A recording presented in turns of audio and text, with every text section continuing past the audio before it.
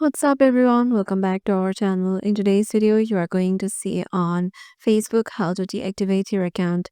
So to do that, let's head over to our Facebook application.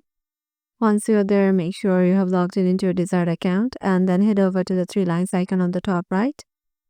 And then you can navigate to the settings option just right beside tapping the gear icon, right beside the search icon.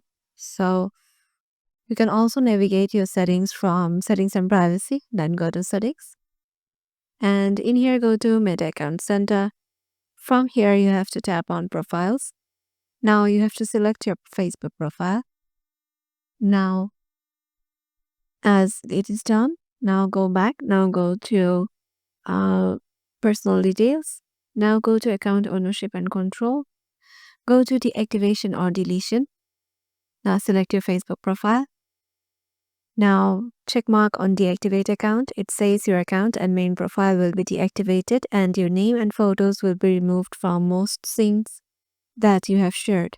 You will be able to continue using Messenger. So tap on continue. So now you have to give your Facebook password, and then once you give it, your Facebook account will be deactivated. So yeah, this is how you can just deactivate your Facebook account. Hope this video will help you out, and we will see you in the next video.